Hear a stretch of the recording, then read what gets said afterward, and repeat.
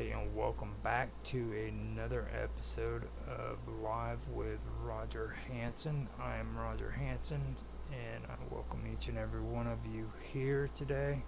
Thank you for being here. Now, we have been talking a lot about ancient history, and we've also been talking a lot about politics here lately. And I do want to continue talking about politics a little bit more later on, but not as much as what we have been. And um, the reason for that is because I'm wanting to go through and do some of the things or topics on the things that me and several other people have discussed within the last year or so. That means that I'm going to have to kind of cut it short on the politics side of things. I will have to, or I can say though, that I have been keeping up with the whole Kamala Harris thing, and by the way it looks, she will be able to be approved by the DNC. It looks as though all the Democrats are just falling in line and accepting her as the nominee. So by the way it looks, she will end up running against Trump uh, with backing from the DNC. And it doesn't look like anybody's going to step up and say they want to debate against her or anything of that nature. So she's doing the same bit. She's running around giving her campaign speeches and stuff. But even without the DNC, that's what she would have to be doing, running against Donald Trump. So it does look like that. And I don't want to get too much into it because I do have a good topic tonight. But I can say that, and I do want to say that I could have been wrong. I hear a lot of talk about her being radical and radicalism. It's really strange too that this year the term radical and radicalism is actually popping up in the media. Now that I've actually done some research and we've done some shows on Roger's Real Time Talk Show event about it. It might be just that I'm hearing it now rather than before, not really paying attention, so that could be the case. Now, to kick things off first, I want to say that we are streaming on Odyssey. Everything looks like it is in order and ready to go. I'm streaming on YouTube as well, both under Roger Hanson, my brand account. I'm also on X, by the way, under Roger Hanson. So if you guys want to check me out on Odyssey, YouTube, or X, you'll have to find me on Rumble or on as Roger Hanson. So on Rumble, I am going with Live with Roger Hanson. That's the channel that I'm on Rumble, so you can check me out there. And I am also on Twitch. And on Twitch, I am doing Live with Roger Hanson under Infamous 1969. So, with that being said, I told you everybody where I'm located at. I wanted to mention or start out this episode talking about gaming. And then after I do gaming, I want to get into philosophy. It's kind of philosophy, it's kind of not. What happened is earlier this year I did a project with Bob Dub from Minds.com, and it was a show that we did for her. It was called Duality with Bob Dub, and we did 12 episode series on duality, and within those 12 episodes we covered the masculine and the feminine. So I would like to call that philosophy. It could be termed as another thing. So that's what I want to do. Now, before I get started, I'm going to have to let that fucking cat out again. He just can't let him in the house at night. Every time you turn around, he keeps wanting to come to the door meowing. So let me let him outside again, and I'll be right back.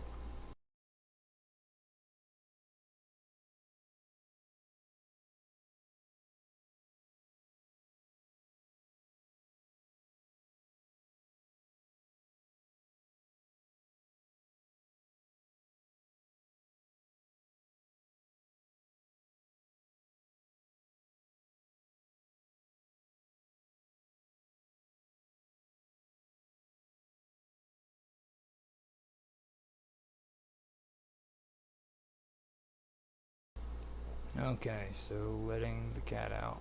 I'm back, and like I said, I'm gonna start out tonight with with this episode with gaming. I went over this topic back last year when me and Karma Love were doing my gaming series on my other account on YouTube. I've got my Roger Hanson account for all the ones that you see on there, and then I have another one that's separate from it. And on there, I did gaming podcast kind of shows and everything, and we covered Microsoft and how they signed a big deal with Ubisoft. Now, the thing about that really did stick out to me was this cloud gaming. It was amazing to me because the deal gives Ubisoft Blizzard the non-exclusive cloud streaming rights for Call of Duty and every other Activision Blizzard game for the next 15 years, okay? And I was always wondering, well, when it comes to that whole situation, the whole thing about it is EU regulators and UK regulators, all of them stipulated that the deal between Ubisoft and Xbox, I believe, had to depend on them putting their games on this cloud gaming server, or this cloud or gaming cloud, and I was wondering why they did that. Well, I actually went in and I checked it out. Now, the CMA is the ones who were the regulators who were responsible with the concerns over Microsoft, and they had concerns that Microsoft would dictate where its games could be streamed and everything, and that was one of their issues. And they also felt that Microsoft might also give preferential treatment to its own cloud gaming networks and things like of that nature, and that's the reason why they stipulated that this had to take place. Now, for me, I see it like this. I've been really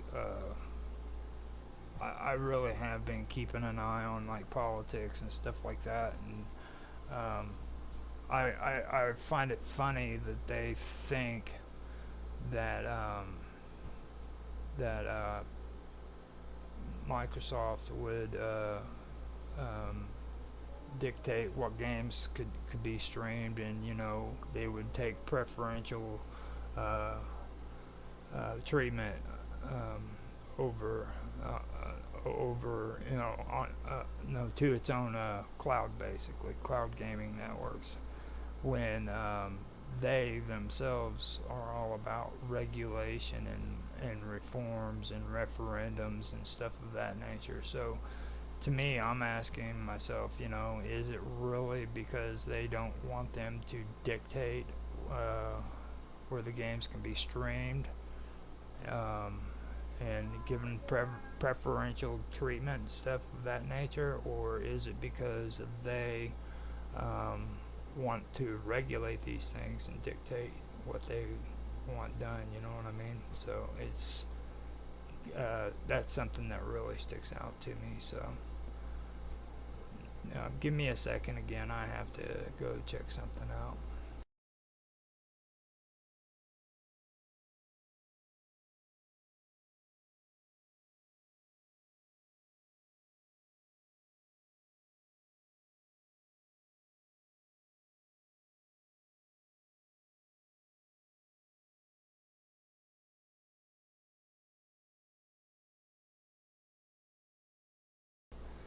Okay, had a slight issue. Things aren't starting out too well this afternoon or this evening. It's 10 p.m. So it's amazing how things are. Well, anyhow, that's what sticks out to me, and I do understand how big the acquisition was. This wasn't like a small acquisition between Xbox and Ubisoft. It was actually like $68.7 billion. So there's a whole lot of money that's being uh, passing hands and everything. I also found out that besides Ubisoft, Blizzard, Xbox, and Microsoft, actually Microsoft has recently partnered partnered with other companies too for gaming rights for its games, and Anwar, EE, Boosteroid, Ubitus, and Nvidia are some of them. So they not only are partnering with Ubisoft, but they're also partnering with them. And I just found out within the last 3 years that Nvidia is actually doing quite well when it comes to the gaming and everything. I knew that Nvidia was into doing stuff with XSplit. I knew that they're actually making games too with the graphics and stuff of that nature. Um, but most of it that I knew of with Nvidia had to do with GPUs, and I knew that they were working on doing it to where you can live stream and record on your computer directly without using, or at least record without using like an encoder. Like I use OBS, but I didn't know that they were actually doing big trades like that with cloud gaming rights for Microsoft's games. So that was interesting to find out. Now, for me, also, I mentioned with Karma Love about Xbox 360. Now, just so you guys know, and I've been saying it repeatedly as many times as I can remember, that they closed on July the 29th. So from this point on, the store is closed. When it comes, the digital storefront has shut down basically. So just be aware of that. Now Xbox, when it did close its doors, 220 non-backwards compatible games became unavailable for purchase. Now that's the one thing that I was told. I really wish I had time to go and check and see if any of that had been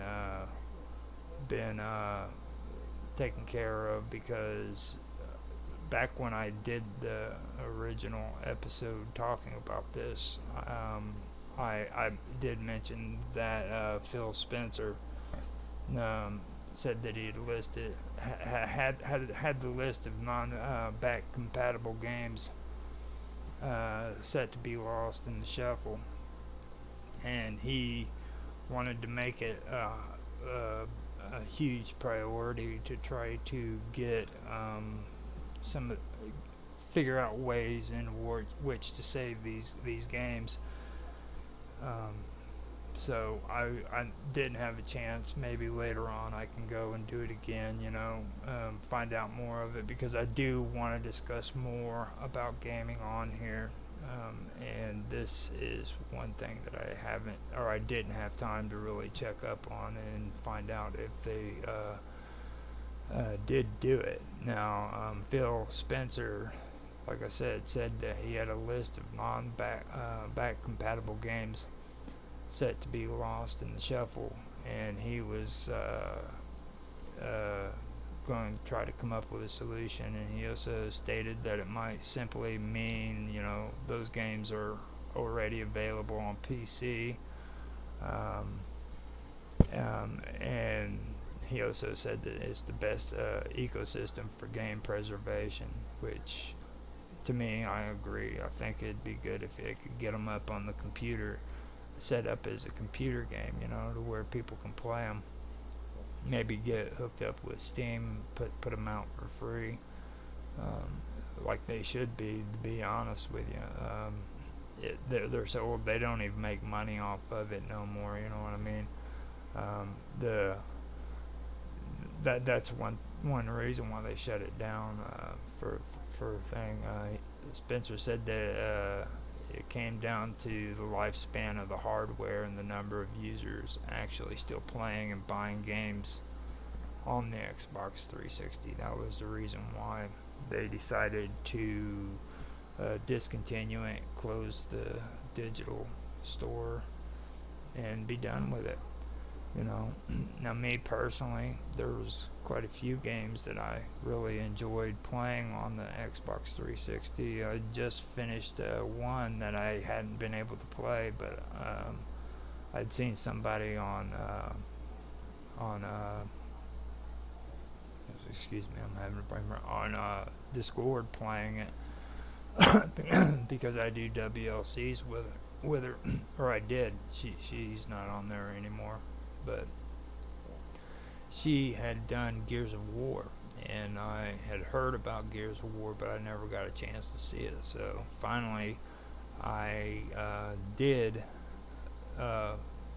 check out Gears of War, and I got to play it, and I liked it. And there's other Xbox 360 games too that I can mention, but that was one of the big ones that I did notice, and that I did want to actually, try out. Now, like he said, it was the lifespan of the hardware and the number of users that actually still play and are buying the games on Xbox.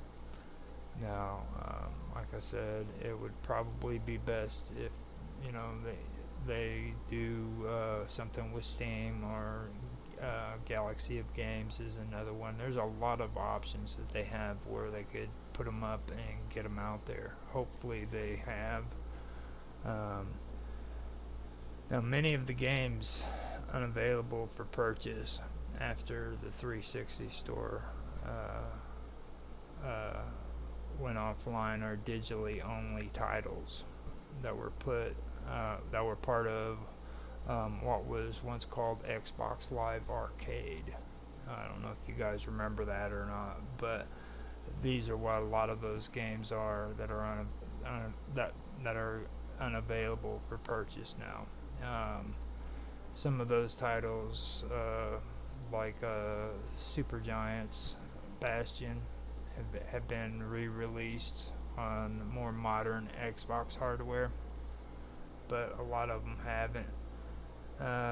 Many that haven't, like Bionic Commando, Rearmed, they've been released on other platforms too, like PC. So that has happened.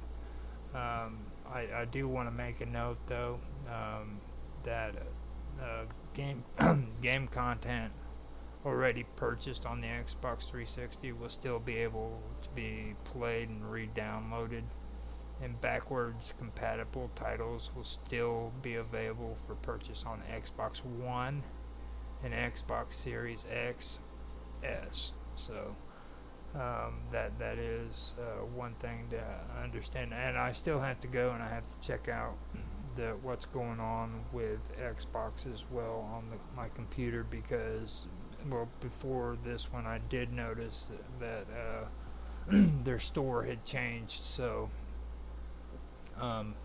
I'm still able to have access to it and everything, but there's a lot of weird things going on there when it comes to the Xbox on the computer. Just so people know, it's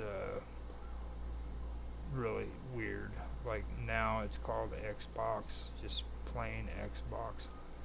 So I don't know. And plus, I switched over to Windows 11, and that is a very, very strange experience all on its own. So I'm having to deal with doing that as well as trying to get through a lot of the stuff that I've been doing, because I've been going through a transition right now. Since June, I've been backing away from live streaming so that I could take a break. And like right now, I'm live streaming, but I'm doing it on my own. I am not wanting to do any live streams with anybody at the moment, just so that I can actually do this stream and maybe take a break throughout the week, so that I can get other things that I wanted to do done and taken care of. So what it basically is I've been doing this stream and not anything else. I've been putting uploads, archiving videos on the Wonderful World of Weirdness, which is every day except for 2 of them, and I believe that's Tuesday and Wednesday, but there's always a video coming out on there.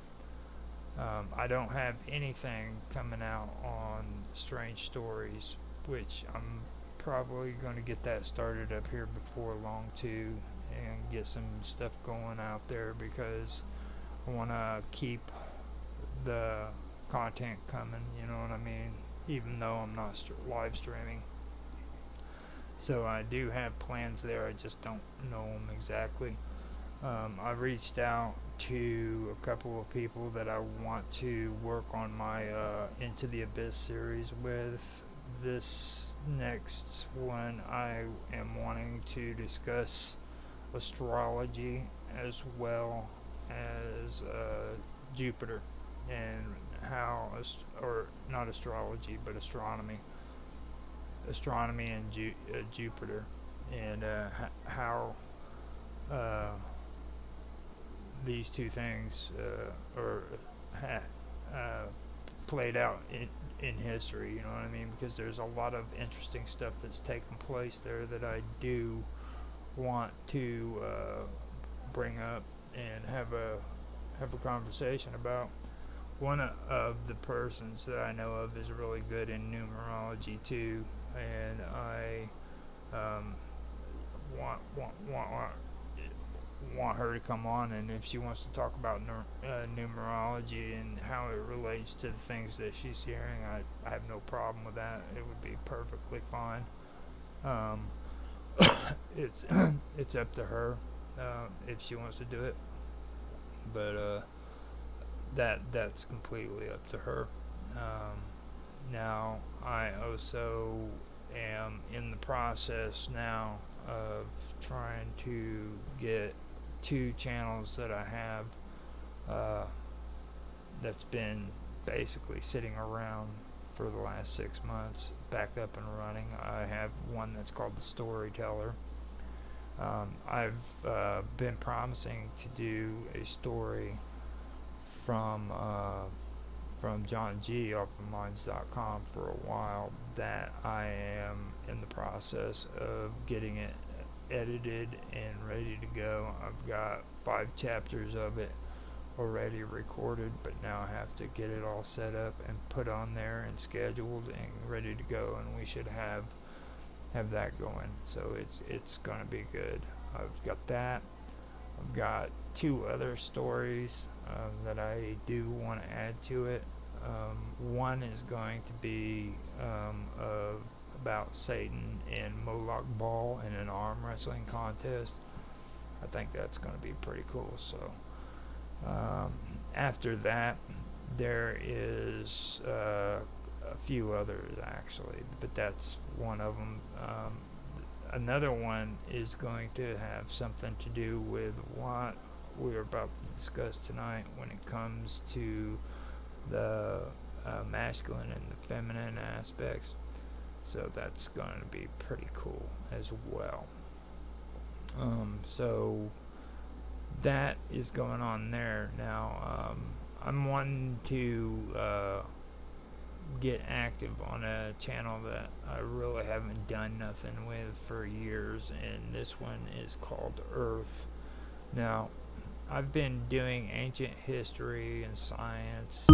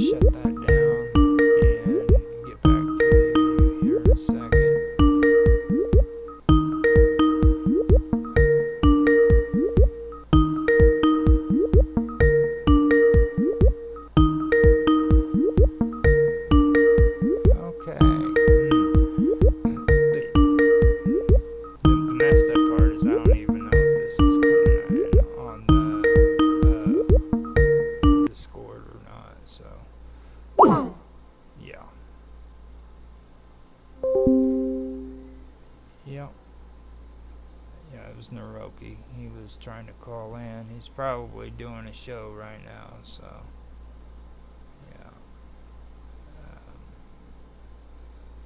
So that's what it was. Now, I am also, besides, see, that gets distracting. Now I have to get my thoughts back into place. But like I said, I had this channel. It's called Earth, and it's been sitting around, and I haven't been doing anything with it for years. I think the last thing that I was doing with it was gardening. I'm pretty sure that's all I was doing. I didn't have any ideas on what to do with it. It wasn't really getting much traffic, and it wasn't taking off at all, because most people on the internet don't really want to watch videos concerning gardening, and to be honest too, back then I wasn't into this stuff as much as what I have been into it. So with that being said, I do have to say maybe I'll be able to do something better with it now, especially considering I have different ideas. So I want to add my ancient history as well as the this is getting annoying. I'm gonna have to mute this shit.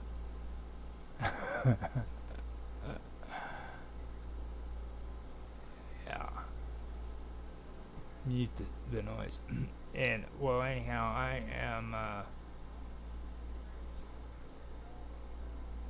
am planning on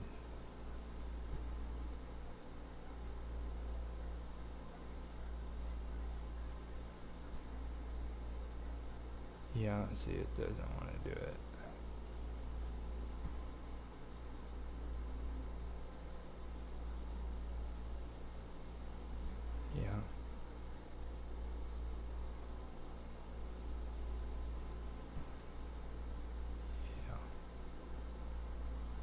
Yeah, it doesn't have anything on there. Turn notification sounds off is what I'm gonna do. There we go. So, what I was saying is this, the the whole thing with this is I want to bring ancient history and put some ancient history on the show or on the channel. I've been doing it on the Praetorian, but to be honest, I'd rather do it on Earth. I'm also wanting to bring in my science. I've got a lot of science stuff that I'd like to have on there as well.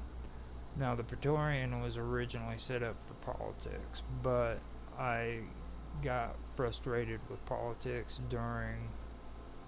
Well, it was, yeah, right during the first time Trump was being into office. It started getting out of hand. It's not like it wasn't bad during the Obama administration. You know what I mean?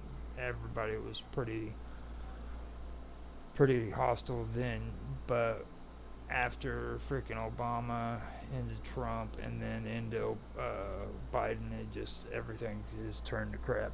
All you ever hear is like garbage politics and stuff like that, and I just basically walked away from it that whole time during Trump's administration and now into Biden's administration. So for that whole amount of time, I was done with it. And I just now started within the last year of doing it again, to be honest with you.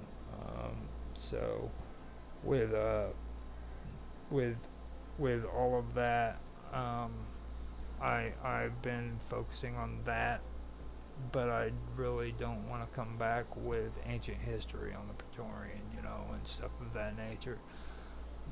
Or history period. I was doing other stuff that wasn't ancient. It was like in the Middle Ages and stuff, and the Age of Enlightenment areas and stuff of that nature.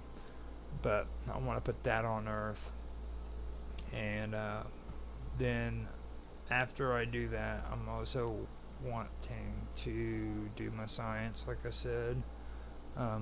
But I am wanting to come out with a series too that relates kind of to what I'm going to be discussing tonight. That's going to deal with duality, and things of that nature, philosophy, historic events concerning philosophy, stuff of that nature. It's going to go on my channel for Earth. I've also been wanting to maybe get back into the whole gardening thing because I don't know. Times are getting pretty crazy these days, and I think it's probably a good idea that people, kind of get encouraged to grow their own gardens and start learning how to take care of themselves rather than depending on outside sources. When it comes to food and everything, I have a lot of different people who come on my show, and a lot of them are conspiracy theorists, and a lot of them think that it's manufactured. But when it comes to the food, manufactured food shortages, but it's like I always say to those guys, even, it doesn't matter if this is manufactured or if it's actually happening. The what matters is those freaking cabinets in the stores are still empty. You know what I mean? And they're going to get empty because they're just not getting the food put in the store like they're supposed to be. So any way you look at it, you need to be more aware of how to do things, how to take care of yourself, grow your own food, take care of your family that way rather than going out and spending money on Burger King or fast food joints, you know what I mean?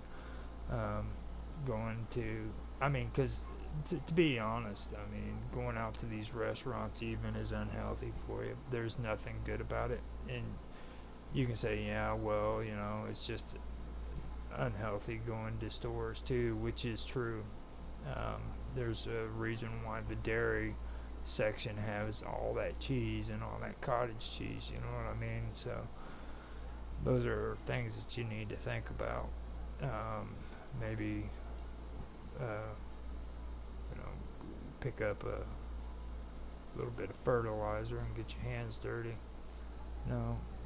Get a little bit more familiar with gardening and the soil and things of that nature. So it's a thought. I mean, it might be something that I want to do in the future.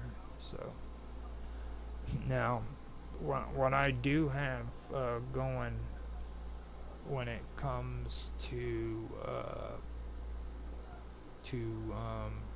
my, I've already mentioned Wonderful World of Weirdness, taking a break.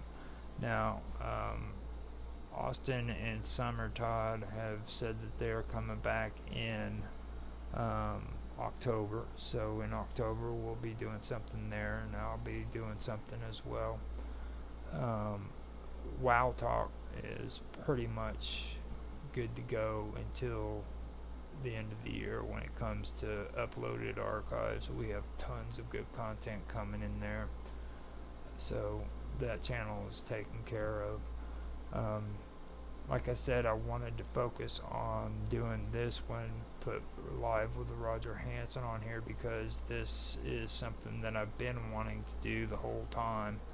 But believe it or not, I've done all these other streams with different names, and not once did I have a chance to do a stream that is just Live with Roger Hanson, so this is something that I needed to do for quite a long time. So I'm going to do 12 episodes of this, and then I'll be done with Live with Roger Hanson, and we'll have the archives going.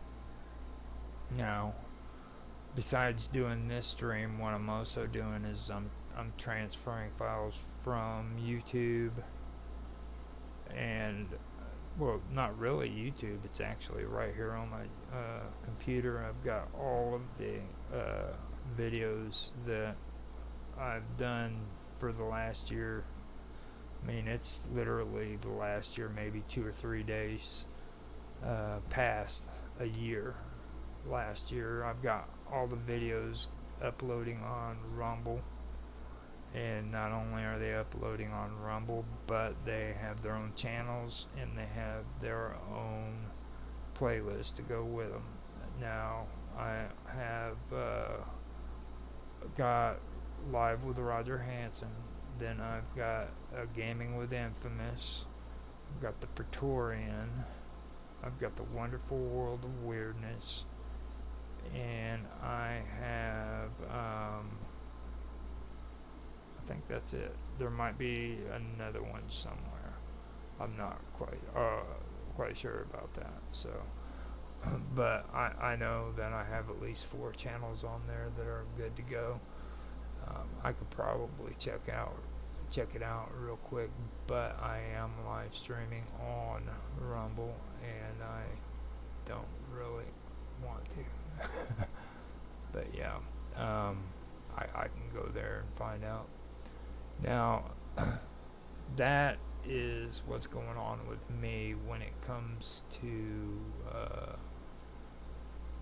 what I've been doing right now. And besides that, yeah, I've got 5 of them. I've got Live with Roger Hanson, Wonderful World of Weirdness, Roger Hanson, Roger Hanson's The Storyteller. That's one right there that I miss. And then the Praetorian, and then working with audio and video.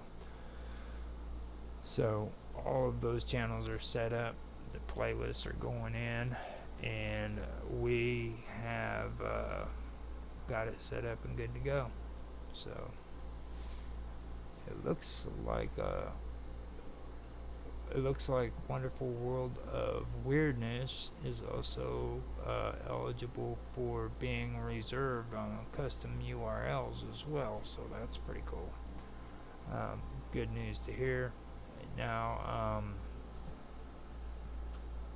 when it comes to Rumble, I've also got a locals.com that's set up if you guys want to be a part of that. It's a great way to help support us. I'm wanting to try to set up a community that is able to help support content creators. It's a good thing that I remember that and I went and did this because that's something that I have been wanting to discuss. Now, in a few, maybe two previous episodes, I mentioned working with Bob Dub and Minds Gaming on creating a coin through MintMe. And the reason why I'm doing the coin system through MintMe is in order to create a community that is able to monetize itself without being dependent on these platforms in order to make some kind of income. Now, Mine's Gaming and Bob Dub and them, they're all, real big on the open source and, doing shit for free thing, where everybody basically comes together and they create content and they don't worry about monetization or money or earning anything from what they do, And I'm fine with that, but for them. But for me, and other people who are like-minded, I'd like to be able to make something that's, for myself, for the efforts that I do put in it, and I don't ask for much, I've been doing this stuff for a year, and to be honest with you, on Rumble, I've been doing it for a year, and so far I've only made like $1.87, and that's fine, you know what I mean? Because the whole thing that's important to me is the fact that freaking at least I have something that's freaking right there in my face, and I know that this is how much I made for that year because of the content I put out. I don't even know when or how much money I need to do before I can get it, you know what I mean? If it has to be like $100 like the other ones or anything. So I'm just that's my whole thing. It's just I'm tired of people who are platforms who are taking advantage of content creators and not at least giving them something that's worth their time and their effort when it comes to doing this content and being able to, spend hard time or hard long hours behind the computer doing this stuff, because it's not easy. You don't just make content, you know what I mean? I spend hours sitting here editing. I spend hours setting up, organizing. I've done an outline on things that I want to discuss. And that's not even mentioning going on and actually doing the live streams, So I think, for me, what I'm trying to say is that I'm just wanting to create an ecosystem to where content creators can come in and they can choose if they want to do their stuff for free. It's no big deal, it's fine, all right? But if they want to actually make or earn money off of the content they're putting out, then I want to set something up like that. I haven't made it to that point yet, but I'm working on it and trying to figure out the ins and outs of it. And looking at different options, because for one thing, I did notice the cool things that are happening with Odyssey too, and I got to give kudos to Odyssey. They just today made a notification that they will no longer be putting ads on Odyssey. Odyssey will be,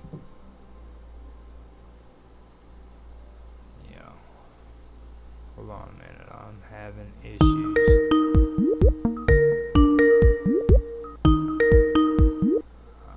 Having issues with my internet. Yeah, there we go. Somebody tried to call me in again, but what I'm having what I'm what I'm wanting to do is set this up with the ecosystem to where people can monetize themselves with cryptocurrency. Um, and I'm working on it. I haven't quite made it there yet, but I am working it out, trying to get it done. So let's see here. Now, with that being said, I think I'm pretty much covered on it now. Odyssey is what I was wanting to talk about. I wanted to give them kudos on what they've been doing there about no ads. They just said that they're done with them and they're not going to be doing anymore. They have confidence in the new monetization programs that they're setting up, that they don't feel that they need them. And they also don't think that the people who are watching content on Odyssey like them either, so they're gonna get rid of them. So that sounds good. They are starting like I said on the last episode, they're starting a new system going with Arweave, and I've been checking it out, and it looks pretty good. If you guys missed the last episode, I suggest you go check it out and see what that's all about. So that's pretty good stuff. So I am going to switch images and go from my slideshow to my background real quick, and I'll be putting on a song here in a minute that I want to share with you guys. Where there is hatred, hatred, hatred, hatred. Where there is hatred, hatred, hatred, hatred. Let me bring love. Where there is hatred, hatred, hatred, hatred. Let me bring love. Where there is hatred, hatred, hatred.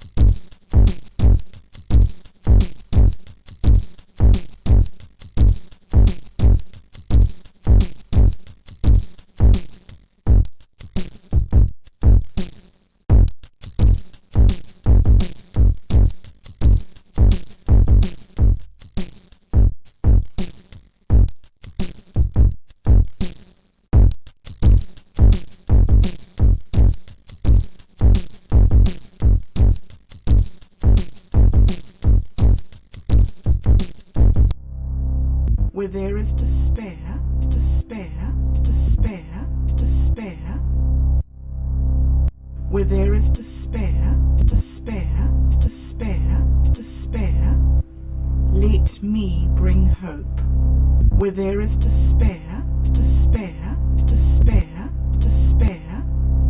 Let me bring hope. Where there is despair, despair, despair, despair.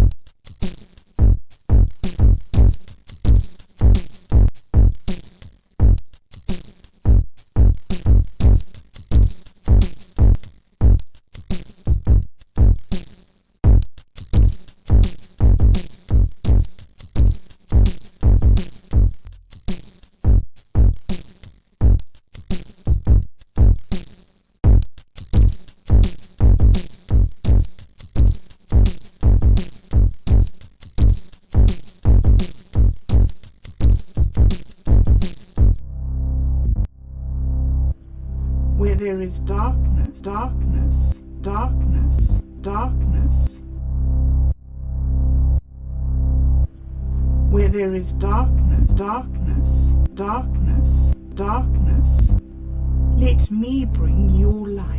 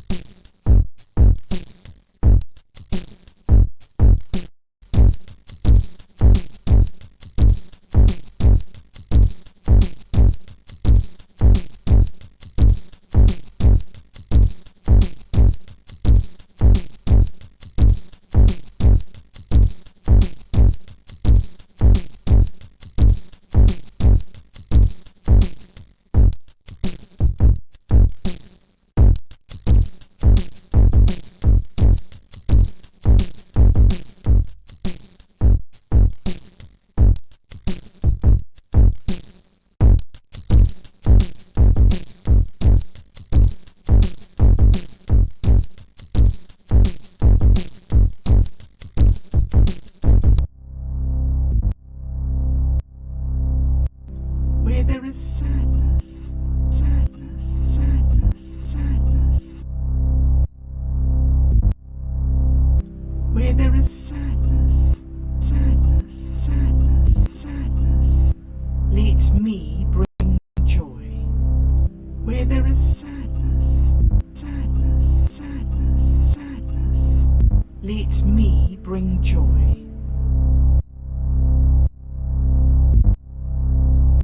Where there is sadness, sadness, sadness, sadness.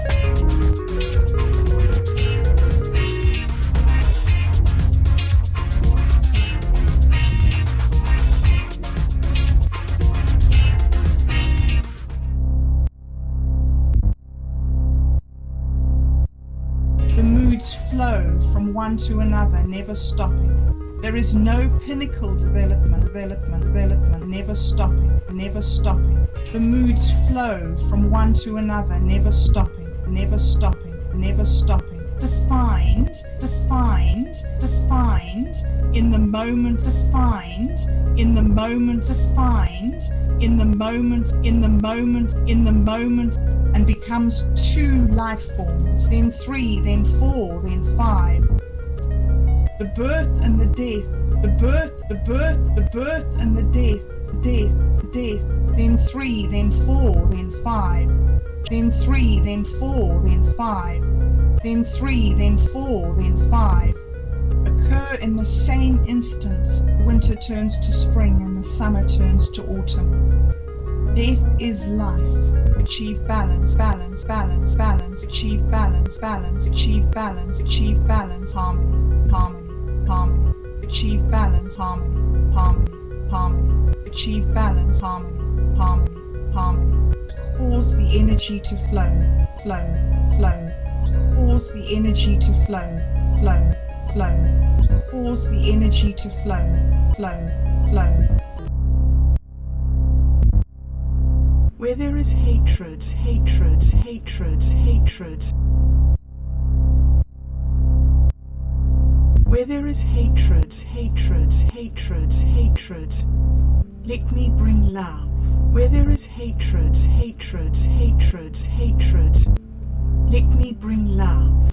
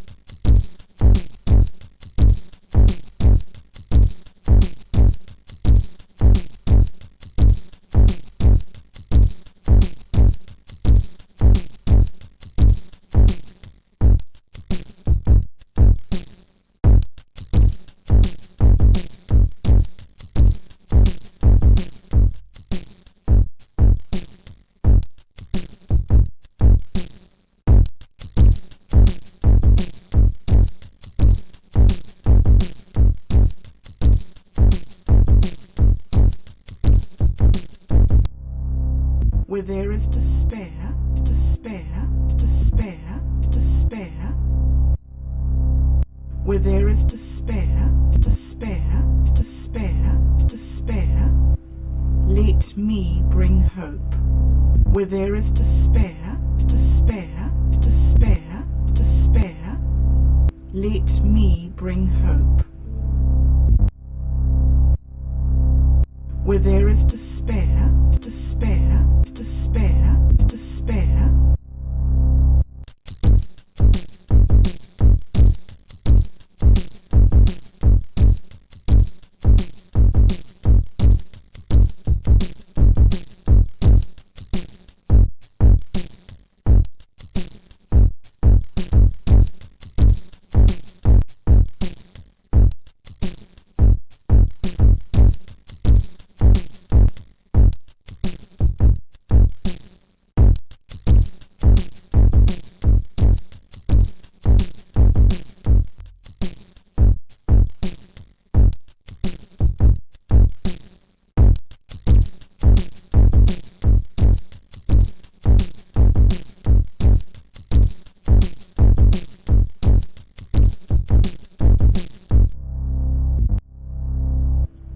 Where there is darkness, darkness, darkness, darkness. Where there is darkness, darkness, darkness, darkness. Let me bring your light.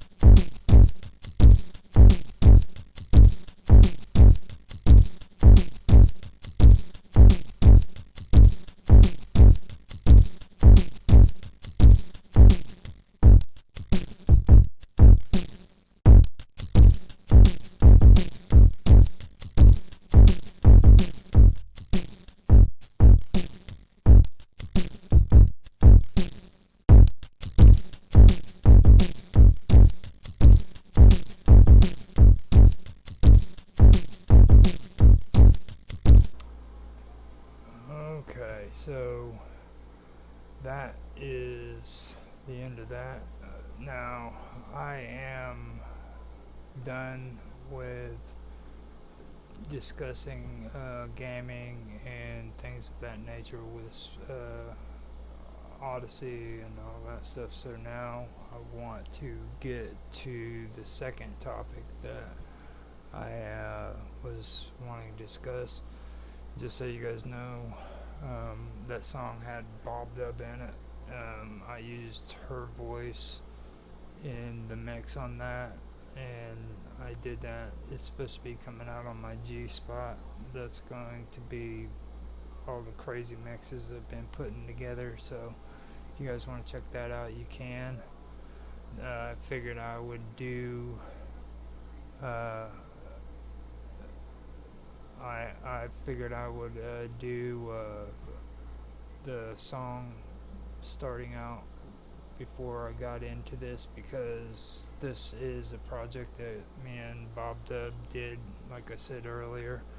I believe we had Within the Vacuum on there at one time. We also had Rush of Waves, and I believe Auto Excelsior even came on.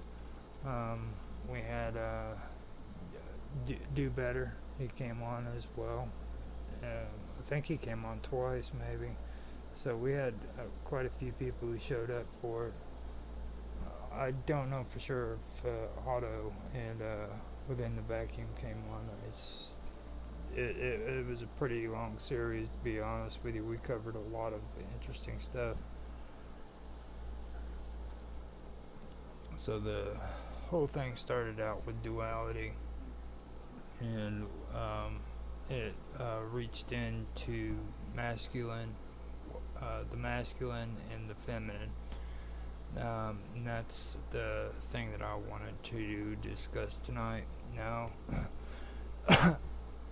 we do have an entire series on these topics, so if you want to check it out, you can check it out on the Wonderful World of Weirdness Duality with Bob Dub is the playlist that it's under, and it's also being put out on Rumble as well, so you guys can check it out there. I haven't been doing any uploads on Odyssey, but it is on Odyssey as well. I just haven't got it on any playlist, so it'd be harder to find on Odyssey if you check there.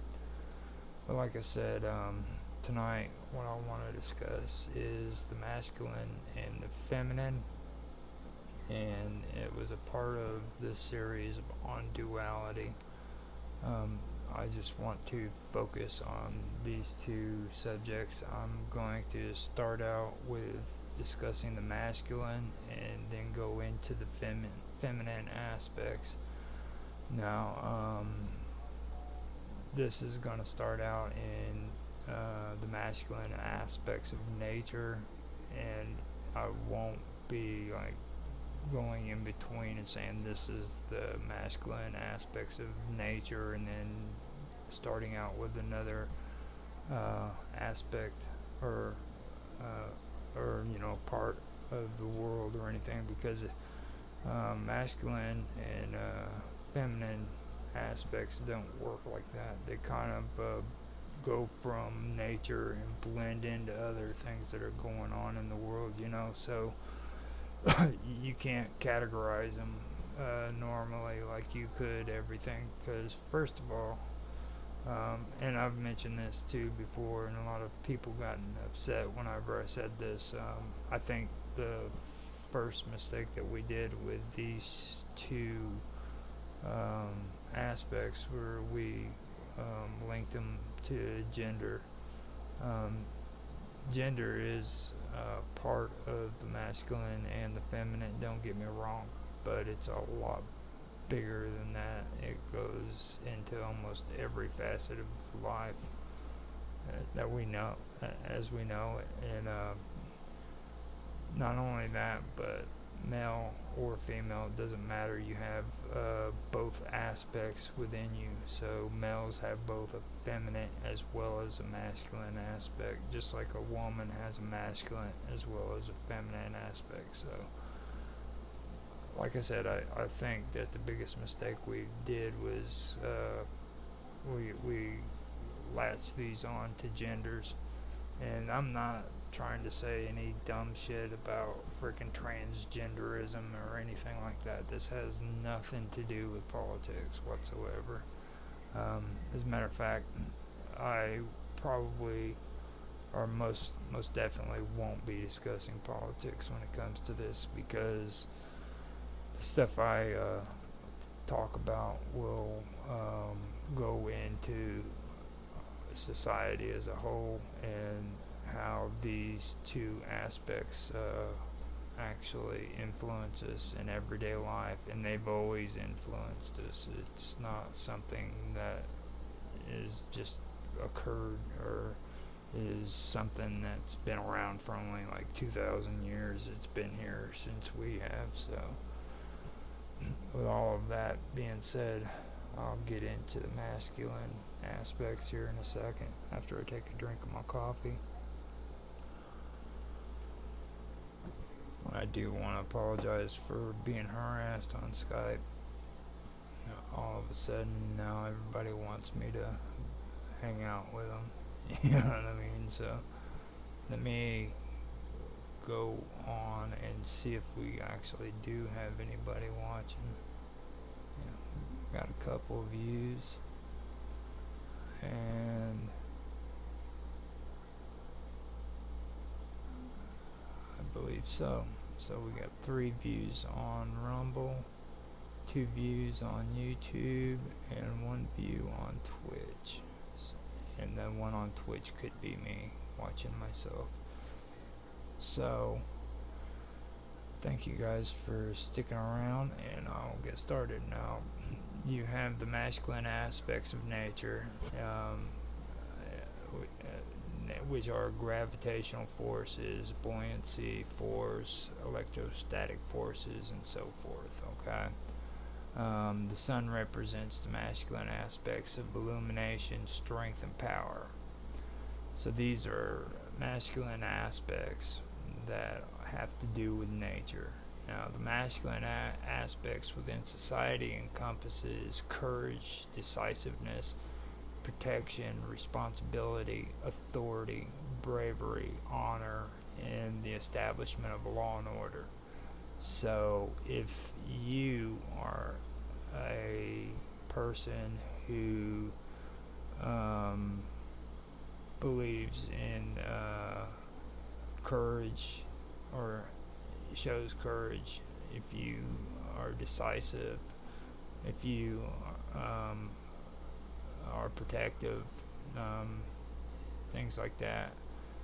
If you're responsible, you have you like authority, or you're believe in authority, stuff of that nature. Then what you're doing is you're using the masculine aspects of who you are in life. Okay. Now, with gravitational force, buoyancy force, electrostatic force, and so forth, those are things that are a part of nature that are also a part of science.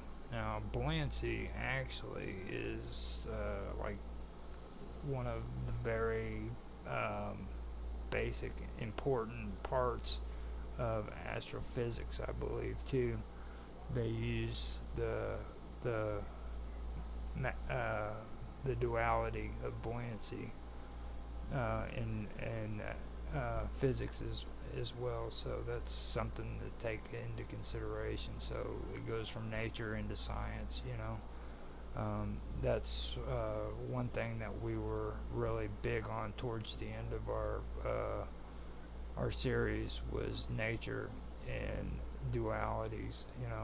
We've found a lot of interesting things out about bumblebees, hummingbirds, and the way they fly, and the wings and the things of that nature. So it's pretty interesting. If you guys have a chance, check it out.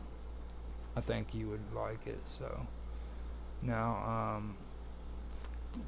with it, one thing else that I want to talk about is karma.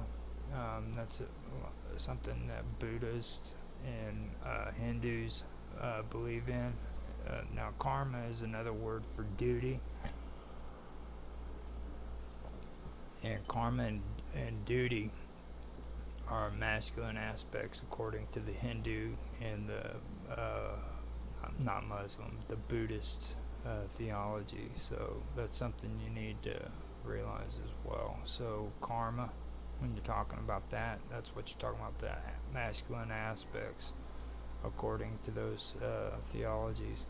Now tonight I'm going to focus on the Hindu religion and not get into the Buddhist religion. And the reason for that is I've actually done more research on Hinduism than what I have on Buddhism at the moment. I have done a little bit, but not as much as what I have with the Hindus on my channel, the Wonderful World of Weirdness. I've been getting into things that have to do with the Hindu religion and discussing that, as well as the whole historical aspects of it as well. So I've been able to do a lot more research into the Hindus than what I have the Buddhists. So that's what I'll be sticking to when it comes to this. So now with Dharma is a key concept in Hinduism, Buddhism, and Jainism with multiple meanings. It was defined as cosmic order or law. It is a combination of morality and spiritual discipline that guides a person's life.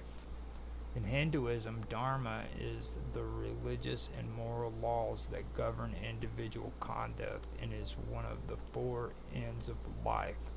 The word dharma comes from the Sanskrit word dur or dhr, which means to hold or to support, and is related to the Latin word firmus, firm or stable. Now, in Sanskrit, the term dharamayid comes from the Punjabi word dharam, which is usually translated as religion.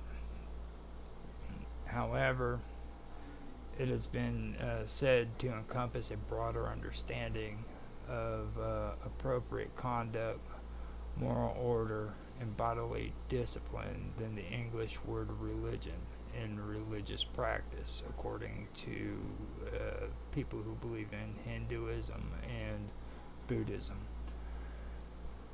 Now, that's basically what this comes down to. It encompasses a broader understanding of appropriate conduct, moral order, and bodily disciplines. That's basically what a dharma is the equivalent of. It's that. So whenever you get into dharma, you also have to take into consideration things like the Four Noble Truths. Okay, now they are the truths that they are the truth of suffering. Okay, that's what the Four Noble Truths are about. The truth of the cause of suffering, the truth of the end of suffering, and the truth of the path that leads to the end of suffering. So those are the Four Noble Truths. I'll repeat them. They are the truth of suffering, the truth of the cause of suffering, the truth of the end of suffering, and the truth of the path that leads to the end of suffering. Okay. So with that, you need to understand suffering does exist. It has a cause, it has an end, and it has a cause to bring about its end. So that's what the Four Noble Truths is all about. Okay. After that, you also have to take into consideration the Noble Eightfold Path. And the Noble Eightfold Path is a set of 8 practices in Buddhism that are believed to cultivate wisdom and lead to enlightenment.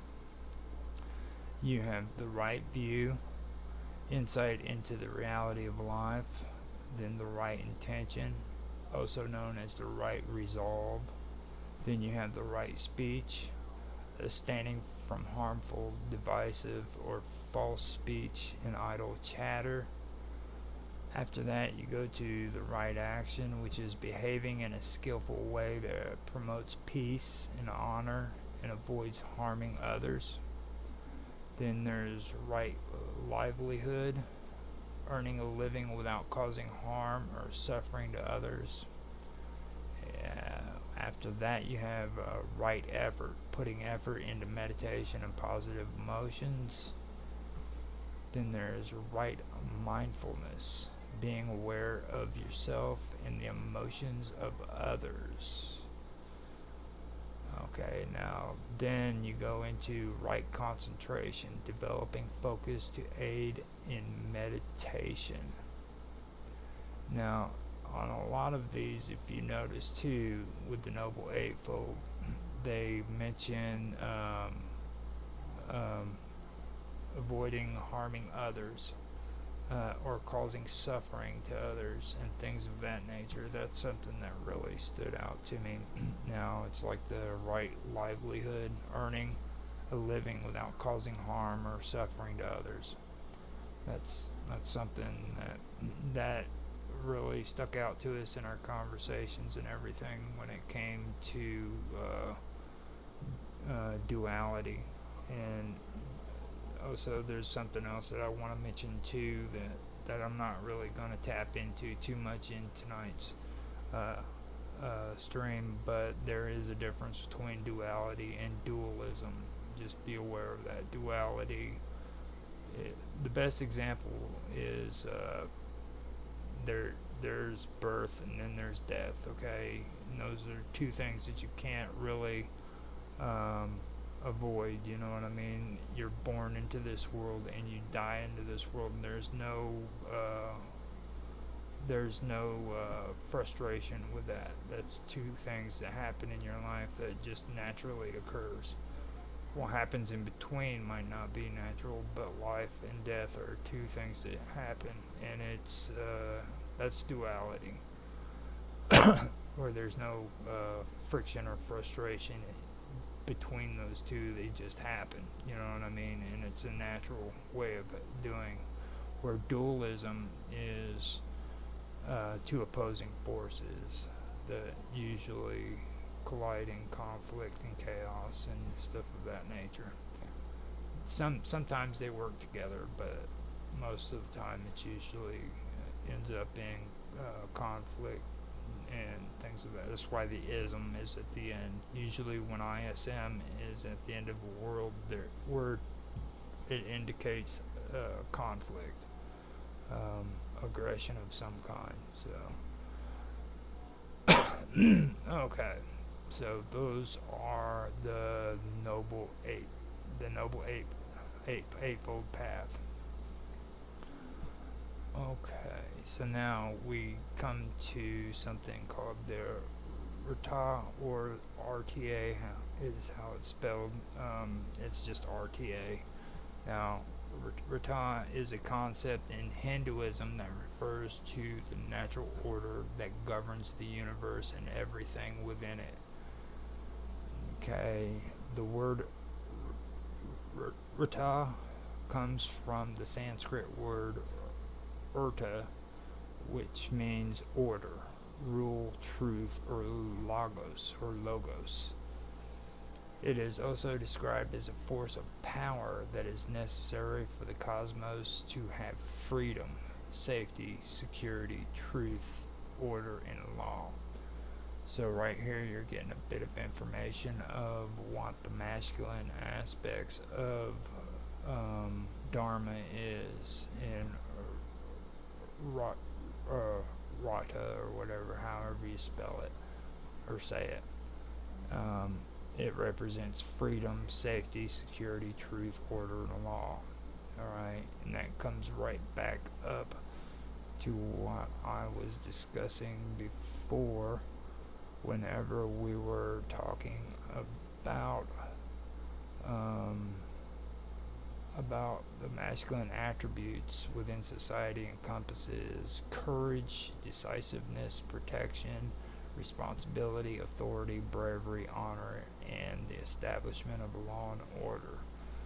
So these are the masculine aspects of Dharma, or the Rita, I guess you could call it, which they just explained. Now, Rita is mentioned in the Vedas, India's ancient sacred scriptures. Now, the Vedas are something that I've been dabbing a little bit into with Austin on the Wonderful World of Weirdness, and we've been getting into different aspects of it. So whenever I was doing this with Bob Dub, I was reading different things that were related to Hinduism that had nothing to do with what we were doing on the Wonderful World of Weirdness. And it was interesting because you're seeing the same topic with the same religious beliefs, but from two different direct angles, you know what I mean? So I thought that was kind of cool. Now, Rita, or RTA, also has to do with customs, which include rituals, festivals, and other practices. Rituals are common among the Hindu. Common Hindu rituals include puja, meditation, yoga, and visiting a temple. It's a personal ritual that can, puja is a personal ritual that can include ringing a bell, using incense, and making offerings. It can also involve a mantra, which is a word for sound, which is a word or sound that helps with concentration. Which reminds me, I need to get a slideshow going for you guys, don't I? Alright, so let me get back here and get something going. I can't believe I forgot to do that. Yeah. Alright, so I will get that back on there for you. I completely forgot to do that, didn't I? So, there you go. Got that going. So, yeah. Now, like I said, the puja is a personal ritual that can include ringing a bell, using incense, and making offerings. It can also involve a mantra, which is a word or sound that helps with concentration. Other Hindu rituals include yajna, where priests will help make offerings to deities, and japa, which is the silent or audible recitation of God's name. Now, the duty of karma is to ensure that individuals experience the consequences of their actions, whether positive or negative. Karma operates on the principle of cause and effect, implying that every action we take will result in a corresponding outcome. Hinduism contains many sources of human rights as well, including social and individual freedoms, moral agency, debts, and duties. Now, these are, let me remind you, these are masculine aspects. Okay, keep that in mind. So, when you're talking about karma, and you're talking about action, when you're talking about individual freedoms, moral agencies, debts, and duties, you're talking about the masculine aspects of society, or of the Hindu society, or society period, so these are all masculine. And it doesn't matter what gender you are. If you're male or female, these are your masculine aspects. So, social freedoms. These include freedoms from violence, want, exploitation, dishonor, and early death and disease. This is what Hinduism has when it comes to sources of human rights. Alright, so these include freedom from violence, want, exploitation, dishonor, and early death and disease. Then you have individual possessions or virtues. This includes absence of intolerance, compassion, knowledge, freedom of thought, and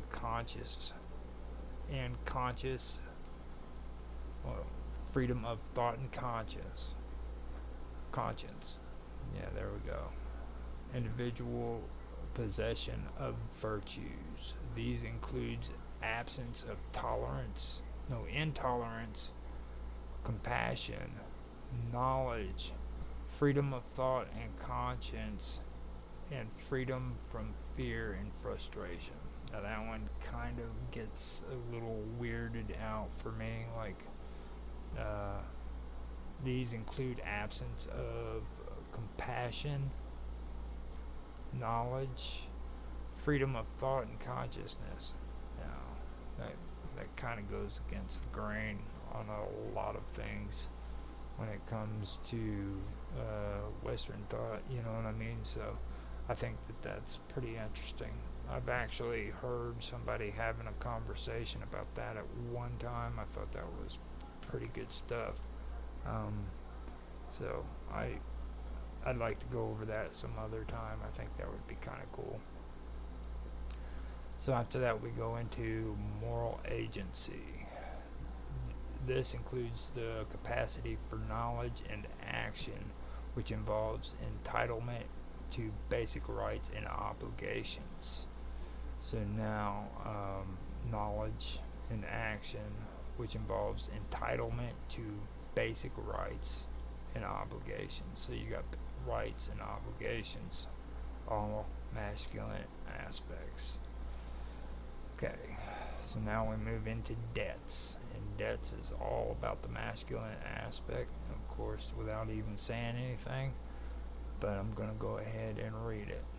These are debts owed to the gods, sages, ancestors, and all human beings which are discharged through worship, scriptural study, and memorial services. Now, this is all according to the Hindu religion. These are the debts that are being paid. These are debts owed to the gods, sages, ancestors, and all human beings, which are discharged through worship, scriptural study, and memorial services. So, the masculine aspect of this would be worship, scriptural studies, and memorial services. Alright, so duties. This is the big one. This is what Dharma is all about. Karma as well. So, I don't even know if it's the same word, to be honest with you. I mean, I know there's Dharma and then there's karma. Gotta take my drink of coffee. Alright.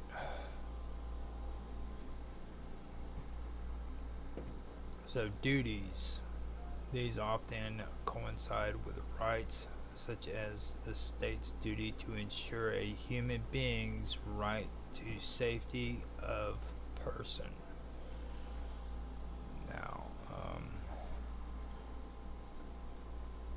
Now, duties and your rights, that would be masculine, so that was kind of a no-brainer right there. Now, Dharma is a universal moral principle that includes values and attitudes such as truth, right conduct, love, peace, nonviolence, absence of conceit, absence of hypocrisy, harmlessness, accommodation, and straightforwardness. It also includes the freedom to ask questions, pursue answers, discern truth from untruth, and act in accordance with Dharma.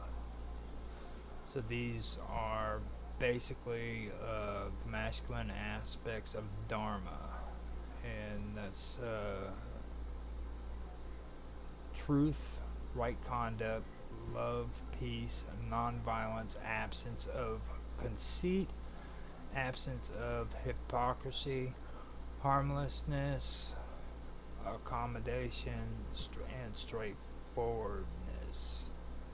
It also includes the freedom to ask questions, pursue answers, discern truth from untruth, which is basically discernment, and act in accordance with Dharma. Now, Hinduism ethical code, or Dharma, is a central concept in the religion that governs individual conduct and is considered one of the four ends of life. It emphasizes values such as truth, right conduct, love, peace, and nonviolence. Hindus believe that beliefs determine thoughts and attitudes, which in turn guides turn guide actions and create destiny. So right there, they use the word destiny, but they also say it creates people's destiny. So through beliefs, thoughts, attitudes, uh, they guide actions and create destiny. So that, I think that's pretty cool right there. So now that is what I know that we discussed back when we were doing the masculine side of it when it comes to Hinduism, a little bit of Buddhism, and a lot of Dharma and a little bit of karma, all that good stuff. That's the stuff that we're talking about in the series that we're going through. I know that we did some stuff concerning virtues and stuff like that as well, and also covered some Zoroastrianism. So if you guys want to go in and check out those episodes, feel free to do so. You know where to find it. I believe Bob Dub might have some on her channel. I'm not quite sure if she does or not, but you might want to check and find out. Now, after that, I am wanting to also go and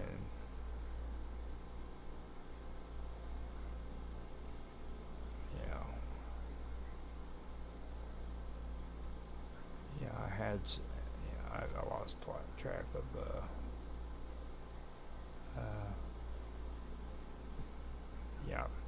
here we go. Now after that, I wanted to go into, I found out where I'm supposed to be. So after that, I want to go into modern views of the masculine energy. Now we have the masculine energy now, which is something that is a more modern approach to masculine and feminine aspects. So with that, let me go ahead and start. Now, being grounded in personal development, spirituality, and pop psychology is a modern view of masculine energy. Being fully present in the moment without being preoccupied or distant from yourself. So you're not distracted, you're focused on yourself and not focused on, not focused basically. You're not disoriented. So being aware of your thoughts, emotions, and physical sensations basically. Finding inner balance and stability, being centered, being connected to your authentic self, being calm, being confident, being comfortable with yourself. Those are being fully present in the moment, being grounded in personal development, spirituality, and pop psychology, basically. Now, being analytic is another masculine, is another masculine, or is another modern view of masculine energy. So, being analytical. That would be examining or enjoying examining things in detail to learn more about them. So they might describe someone as having an analytical mind, or say that a student has an analytical approach to learning. That could be being analytical. So that's a good example of it. Also, being focused. To give your full attention and effort to a specific task or goal. To filter out distractions. Basically, you can read something without needing to reread it. You can work without being distracted by conversations, stuff like that. So that's another masculine energy. It's a modern view for masculine energy. Okay, now being supportive, believe it or not, is actually supposed to be a masculine energy as well. Now, being supportive, to be kind and helpful to someone who's going through a difficult or unhappy time in their life, provide sympathy or encouragement, offer additional help or information. Being supportive of someone's writing attempts, offering advice if someone asks for it, those kind of things. Alright, now another masculine energy is being protective. Now, in today's world, that's kind of a touchy subject. A lot of people don't like it. But there's a whole different way of thinking about it too. A lot of people think protective and everything, but that's another topic. But being protective, having or showing a strong desire to protect someone or something from harm. You might be protective of your children, a new puppy, or someone you like. It also includes wearing protective gear to keep yourself safe from physical injury, like a firefighter has to wear protective gear before they go into a house fire, things like that. Those are a modern view for masculine energy, basically. You know what I mean? Those are pretty interesting when you think about it. According to wearing protective gear and everything, that's a masculine energy. So masculine energies are associated to being externally focused. It has to do with attention. A performer concentrates on the outside of their body, such as the environment, or on the intended effect of the movement. That would go good with throwing a ball, focusing externally on the ball and its target rather than internally on your wrist, elbow, and shoulder. External focus can improve motor performance and balance more than internal focus. Now, after that, we go to culture. An externally focused corporation culture is one that prioritizes customers and market trends and looks outward for feedback, answers, and solutions. Externally focused companies like Amazon, Southwest Airlines, and TD Bank put the customers at the center of their business and try to anticipate their needs. Right there, I don't know about all that.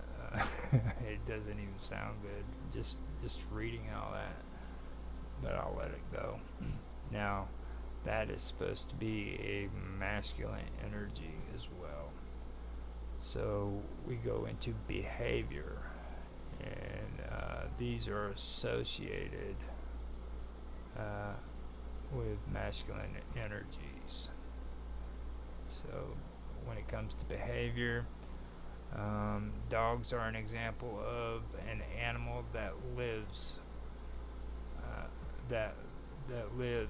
lives an externally focused existence, focusing on their immediate external world rather than how they're viewed by others.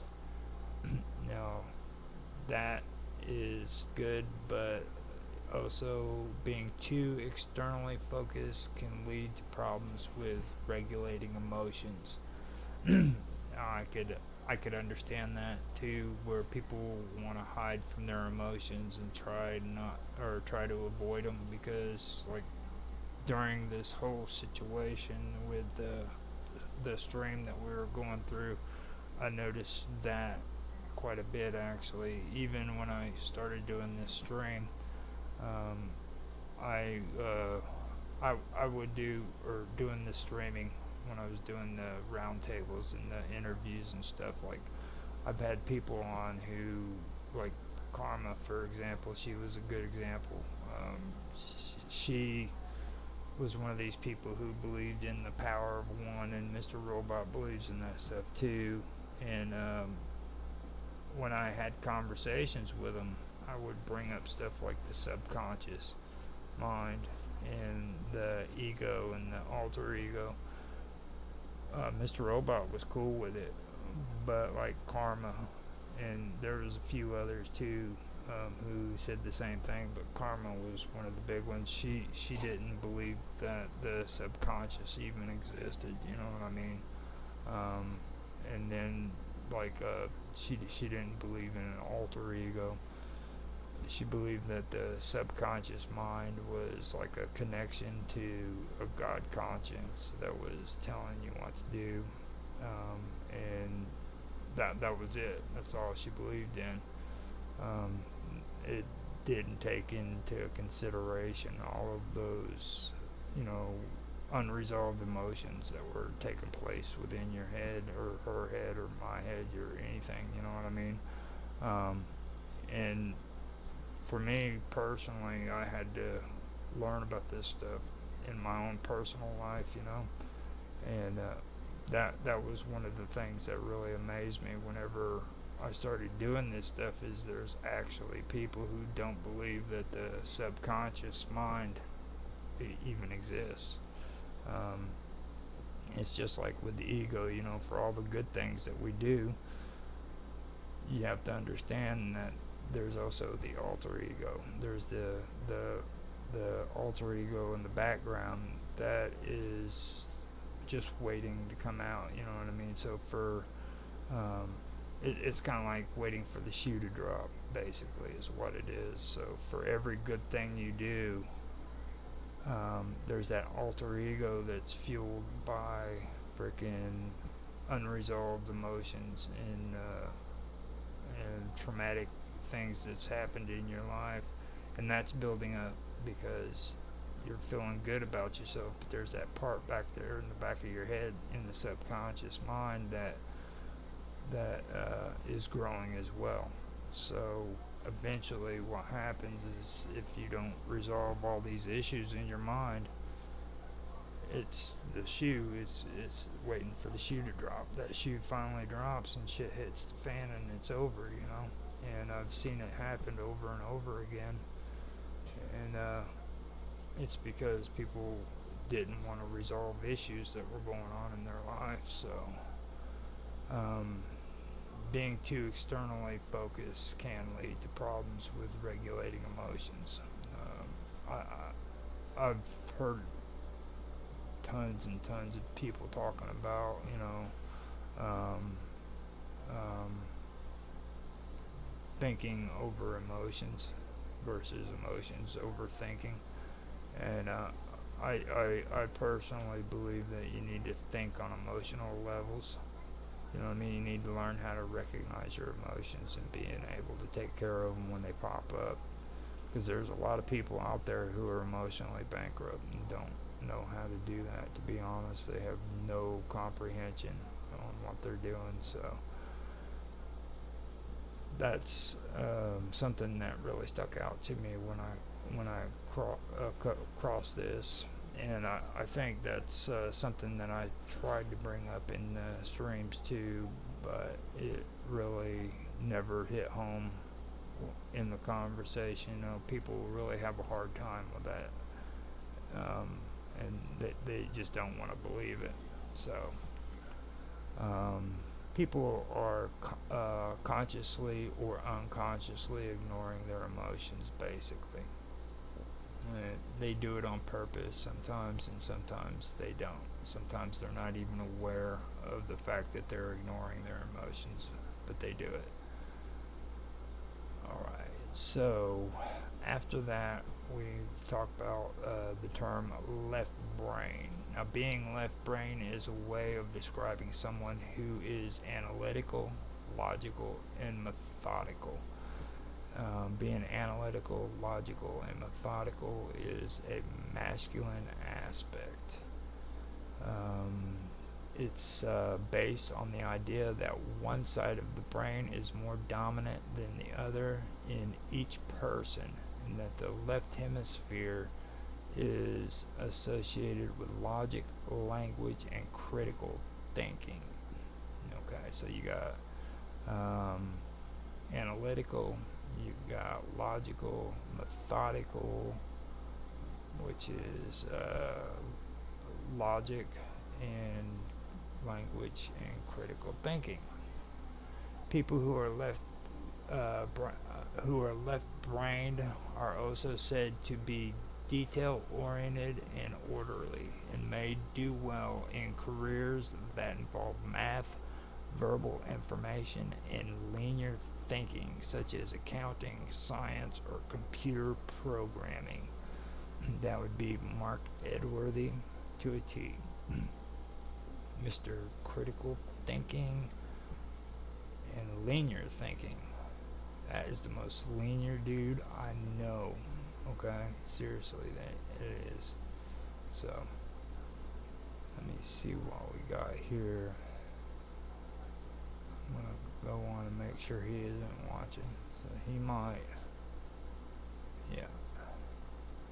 Got 2 people on Rumble, 1 on Twitch. I can't really tell who's watching on X.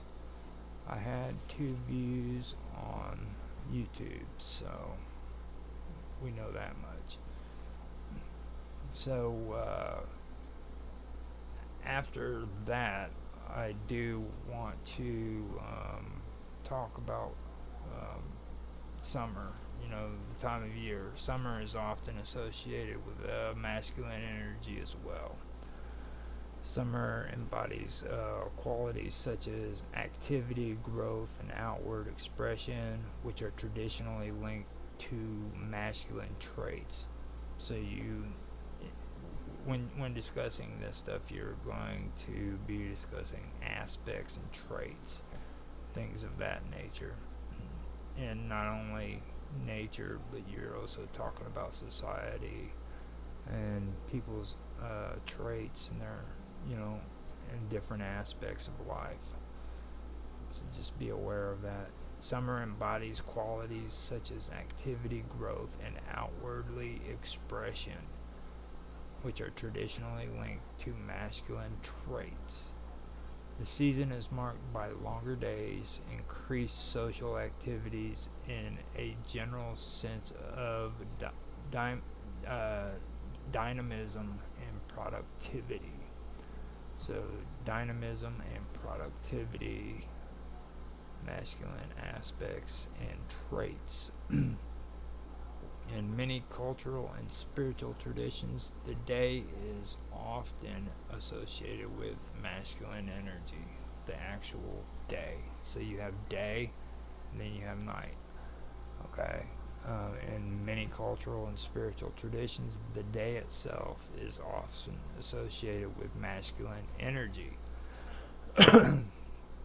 Daytime is characterized by activity, light, and outward expression, which align with traditional masculine qualities: assertiveness, action, visibility. The sun is widely regarded as a masculine symbol in many cultural, spiritual, and astrological traditions.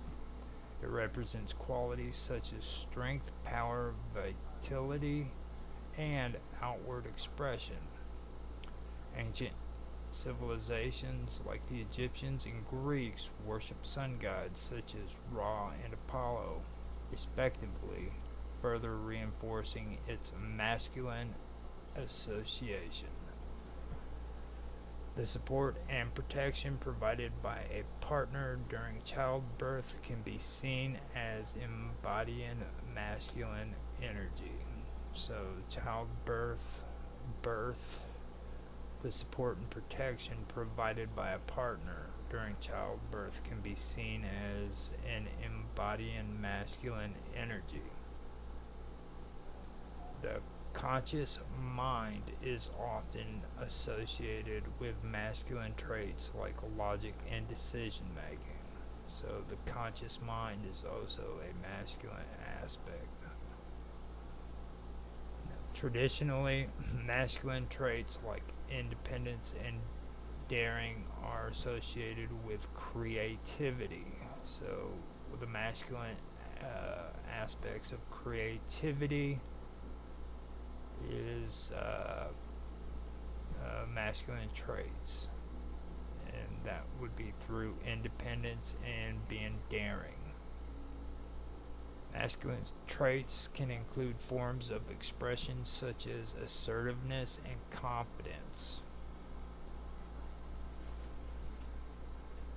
The left hemisphere associated with logical and analytical thinking is often linked to masculine energy. So that would be the left hemisphere associated with logical and analytical thinking. In many cultures, death is often personified as masculine, such as the Grim Reaper. The heart embodies courage, strength, and determination, which can be seen as a masculine trait. So the masculine trait of the heart is courage, strength, and determination. Alright, so with that, I am going to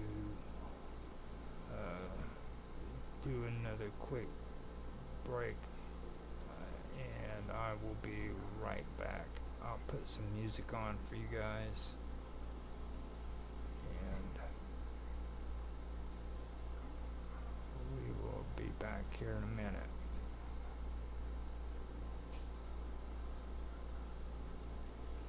Just gotta get the music going, figure out what we're gonna do.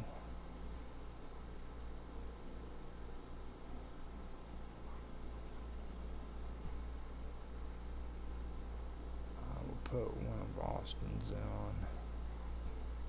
Now, the other day, I did Lonely Legend, and see what we can do here first. I'm gonna do Celebrazion. It's a weird name, but it's from Austin Summers, and I will put it on, and I hope you guys enjoy.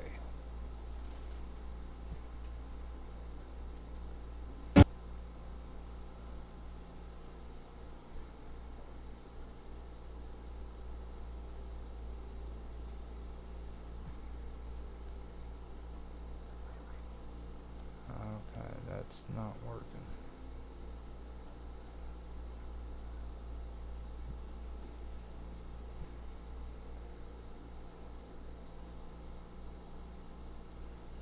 Let me see what's going on here.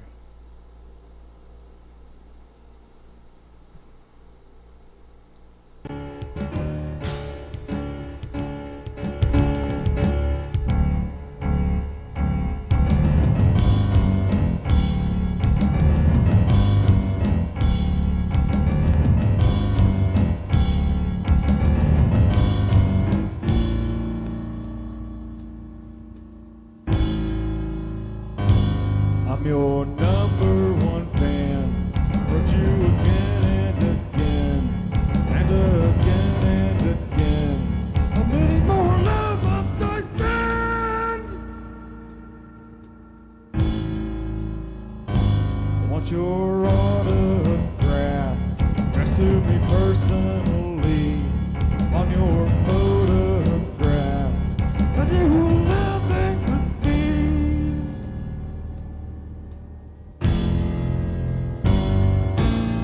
I wanna look just like you.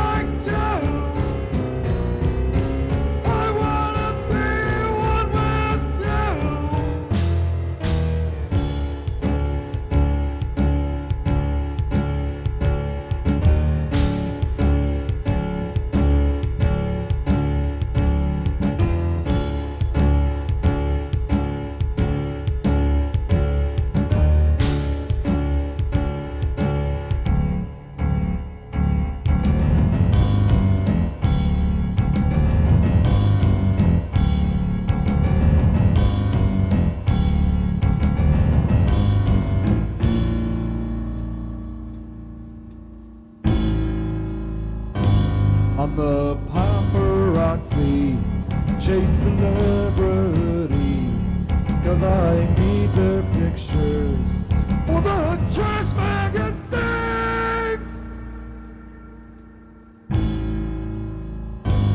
And their privacy is no importance to me. I need to capitalize on every little part of their lives.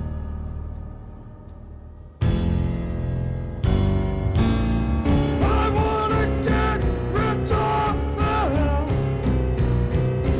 exploiting all their problems. Hope their private lives are around them for every single dime and dollar. World of celebrity culture is full of parasites and vultures. Its madness has laid claim to the souls of countless victims. Celebrity,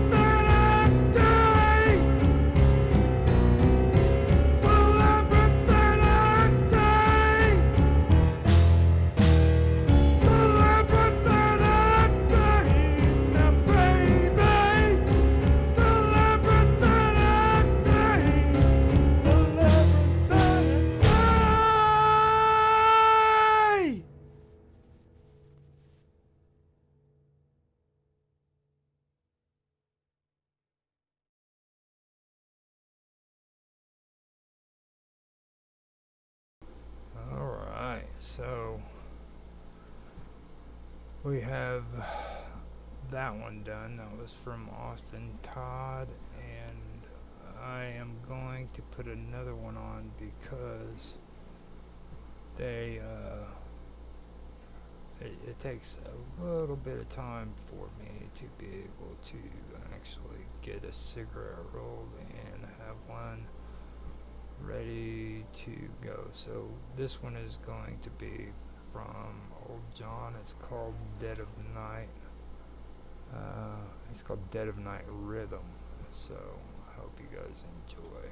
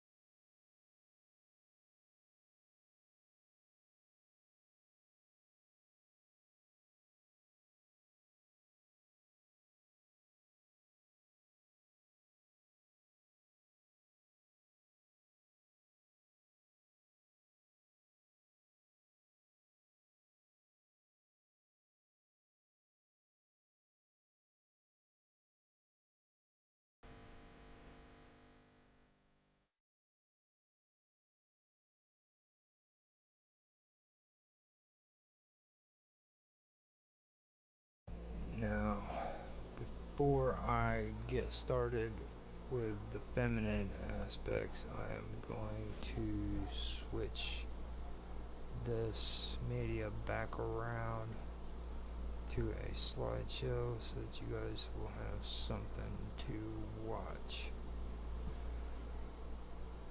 Alright. Let's get things back in order. And we will be going here just in a second.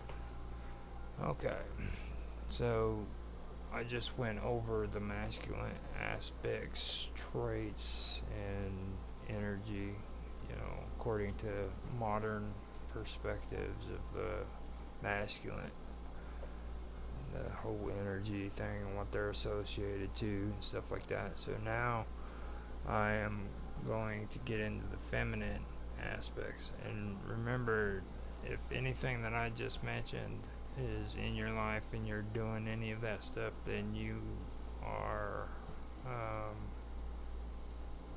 you have a masculine aspect, trait, or a masculine energy that you're using in your everyday life. So this has absolutely, or I'm not going to say absolutely nothing. It's not just about your gender. You know what I mean? I don't know how much I can reinforce that. It has to do everything with nature, to science, to society, the way we act, everything. You know what I mean? Even in our literature, the books that are written, theology. It's all through theology like you wouldn't believe. So, with that, let me start with the female aspects. Feminine aspects of nature are the beauty of nature itself. Okay, the moon represents the feminine aspect of cooling cycles and beauty. Now, feminine attributes within society encompass color, variety, playfulness, shyness, communication skills, intelligence, innocence, emotions, and gentleness. Communication skills is one that even men have as well. Intelligence, if you're intelligent, then that's a feminine aspect that that you have. And so just a way of looking at that. If you're gentle, it doesn't matter. It's feminine. It's a feminine aspect. These qualities contribute to our social interactions, fostering diversity and understanding. That would include sympathy, love, mercy, and peace of mind, are feminine aspects according to Hindu theology. Now, feminine energies are associated with yin energy, a concept in traditional Chinese medicine that represents the feminine, passive, and receptive energy of the earth and moon. It can also be described as cool, dark, soft, still, and contemplative. Yin energy is often associated with colors, usually dark colors. It's associated with spaces, closed, quiet spaces. Foods with a higher water content, like fruits, vegetables, soy products, crab. It's also associated with symbols such as the tiger, the color orange, a broken line. Now,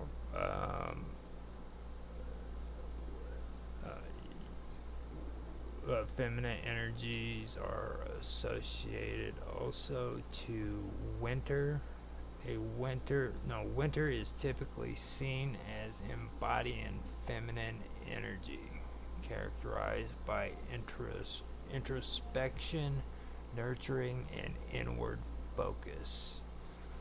As well as winter, it's associated with night.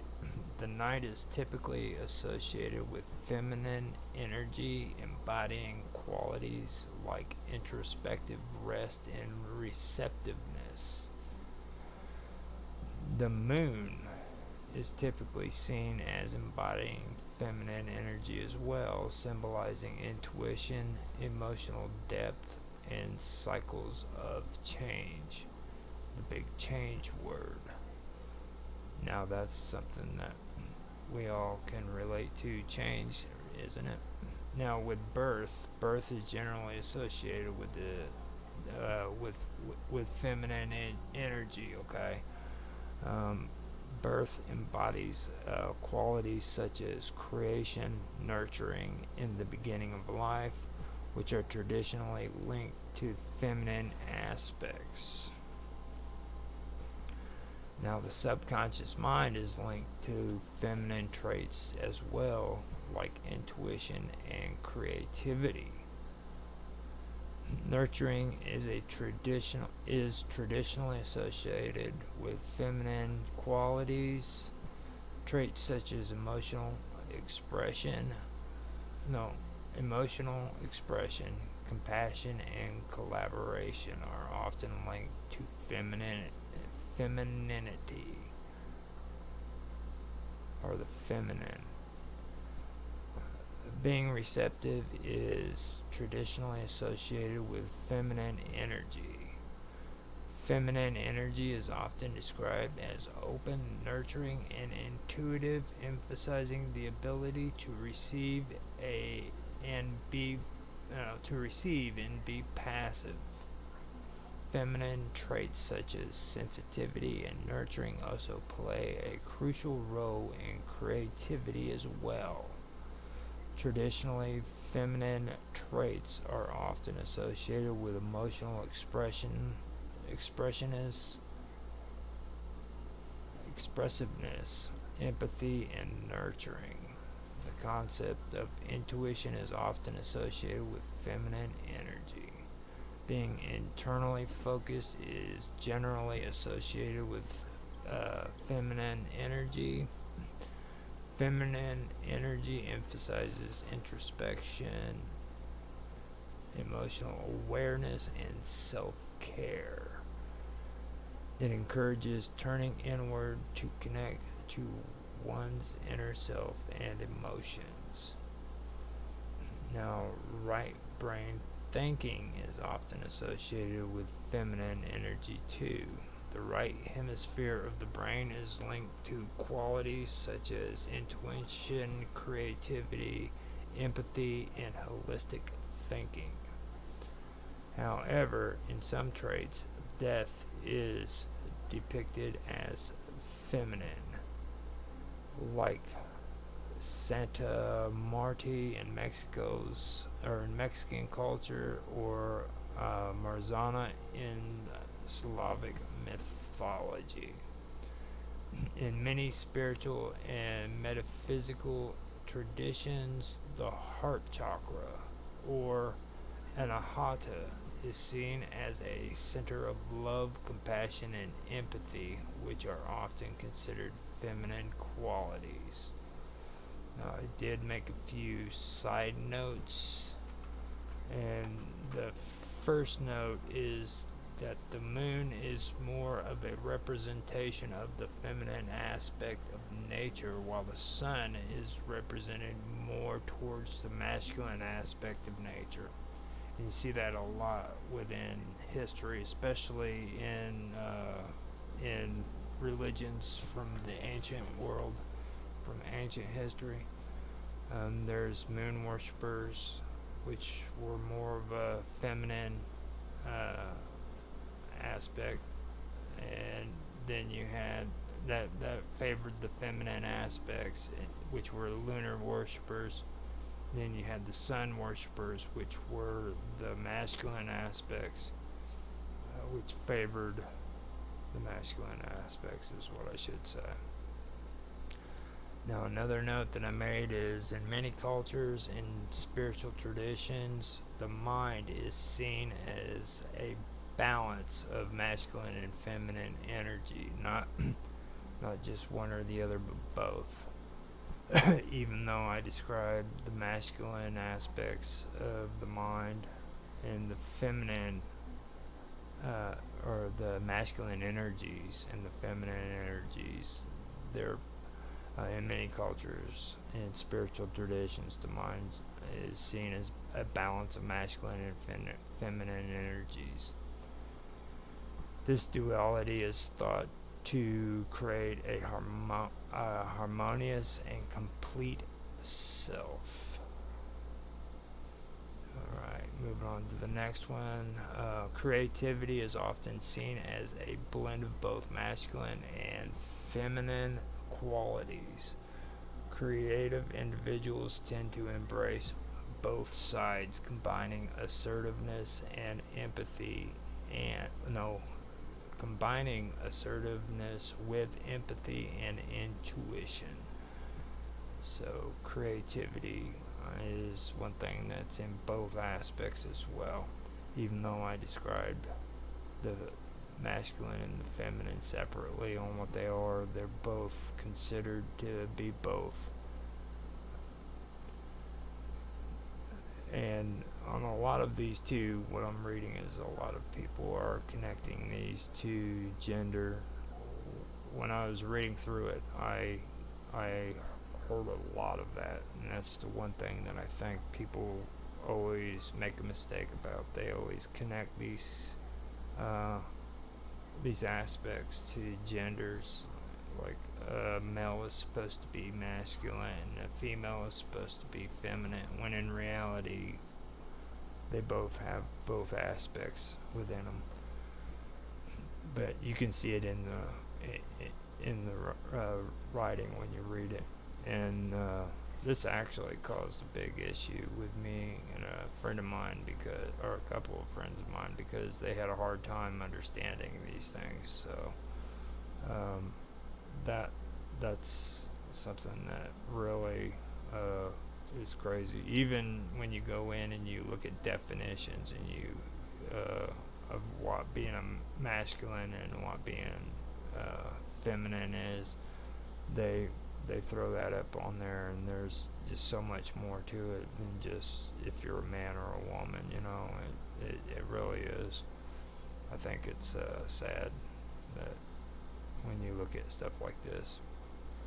Now, another note that I made is intuitive ability is influenced by a combination of factors, including personality traits, life experiences, and cognitive abilities. Now, the gender of death can vary depending on cultural and literary context. In English, the concept of death itself is genderless, but its personification can take on either masculine or feminine traits.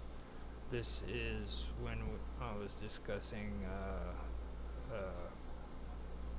death being masculine and feminine. Now, the flexibility allows for a wide range of interpretations in literature and art. And now for the last note that I made, it is the heart is often associated with both masculine and feminine qualities depending on the context. This has to do with the heart. Ultimately, the heart represents a balance of both masculine and feminine energies, reflecting the idea that everyone possesses a blend of these qualities. So, when it comes to the masculine and the feminine aspects of the heart, it's also a combination of both. And if you really look and think hard enough, you can always see a combination of both in pretty much everything that you look at. It's like I said, we had a really, really good series going on here and it was a bit complicated, but we ended up getting through it. This is the best I could outline what I made of it. To be honest, a lot of the topic uh, for duality uh, wasn't really covered in this series. We got caught up in a lot of the feminine and the masculine aspects and never really focused much on duality, but we did focus on it.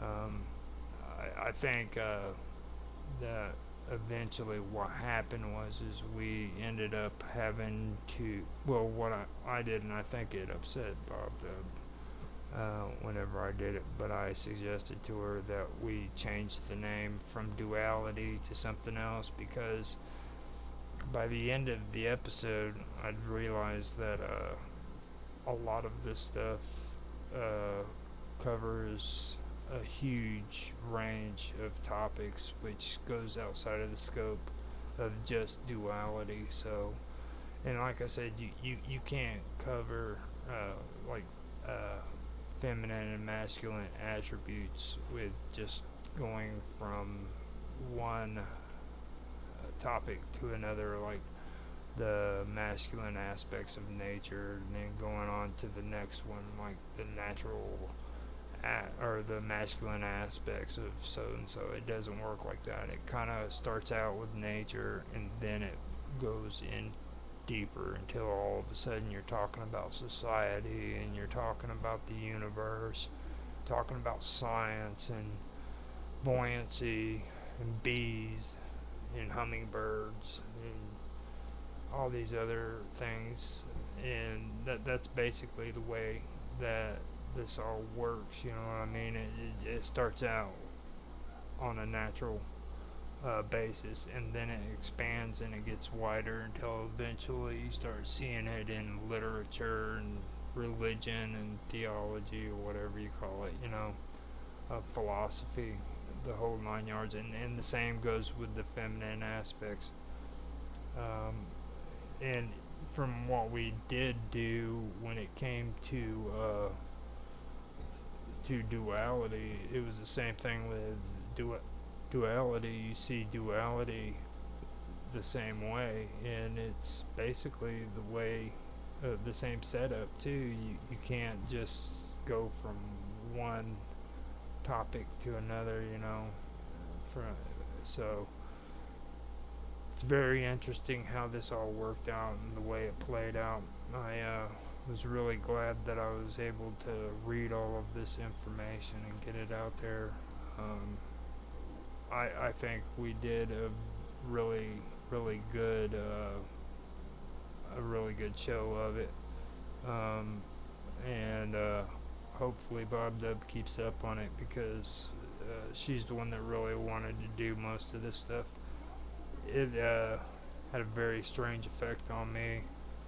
I ended up hearing a lot of weird feedback from all this.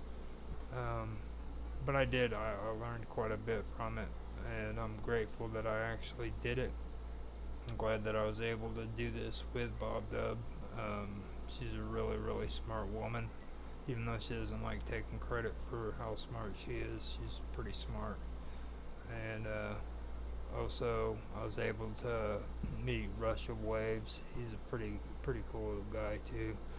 They're all into nature and watching birds and animals and talking about it. Just basically minds.com average person, you know what I mean? Good people. So if you get a chance to check them out. Auto is also pretty cool. He's Auto Excelsior. He's a pretty good guy. So that's pretty much all the stuff that I wanted to read. So I'm gonna go through and I'm gonna see if anybody has actually been on here watching, and if I have anything that I have to respond to, which I usually don't, but I usually check anyhow. Oh, Cool. Alright. So everything seems good. Doesn't seem like anybody's on. It's pretty late here. It's like almost 12:30. So I'll be able to cut this out early. Before I go, I should probably put some music on so that people can hear a little bit of Within the Vacuum. I'm going to put another song of his on. I did do some music from everybody else, so it's only fair. At least I think it is. Let's see here.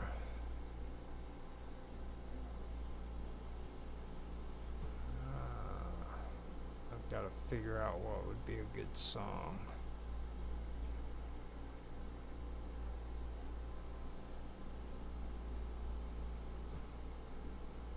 Actually, you know what I could do?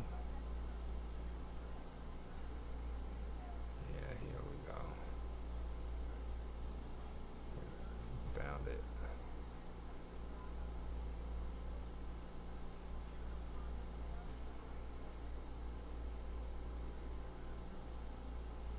Here we go. Found it. So, did I remember?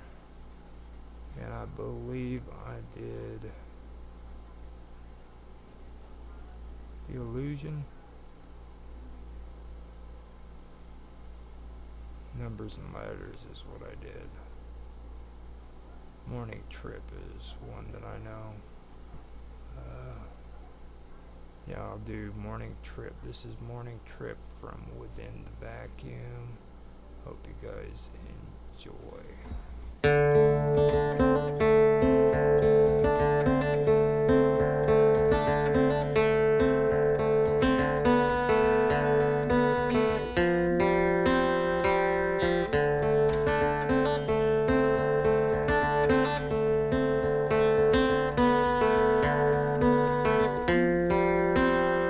Where all the butterflies are going, oh, the yellow ones, are they where that I can watch them going through the sky, fading with the yellow sunshine?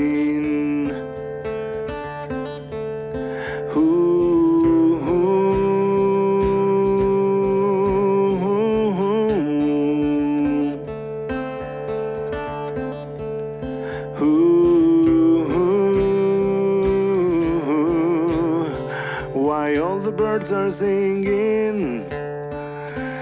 Do they know that I wish I could fly to the land where the butterflies are merging up with the yellow sunshine?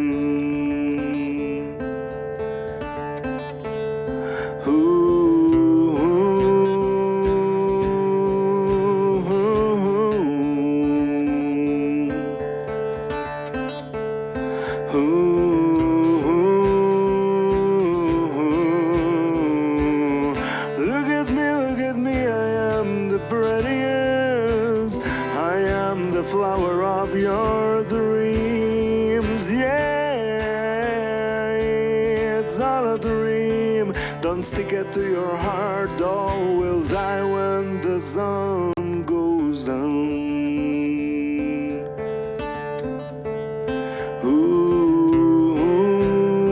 When the sun goes down.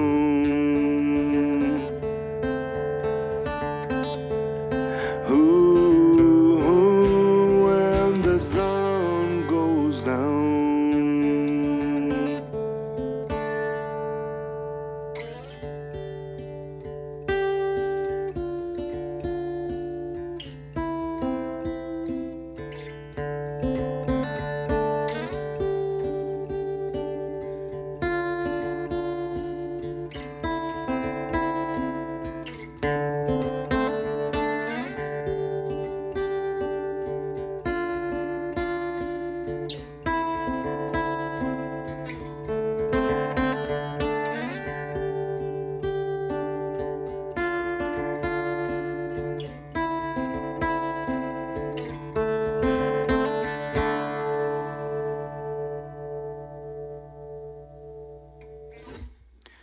that one is morning trip. Alright, I hope you guys enjoyed that. I hope you enjoyed the show. And if you do, please feel free to hit the like button, subscribe, share, whatever it is that you like to do. I will be on next week, hopefully with 3 hours. I'm really glad that this was able to cut short because last week it went to 3 hours and 15 minutes.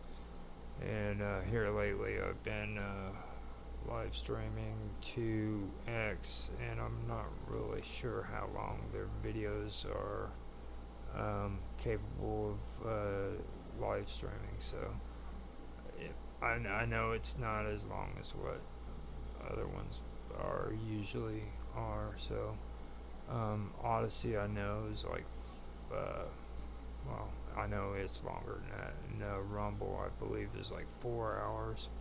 So I've got to really keep an eye on the amount of time that I put into it. I hope you guys enjoyed. I'm having issues with my internet right now where it's cutting in and out on the bandwidth, so I should probably start thinking about cutting this short. So I hope you guys enjoyed. If you did, thank you.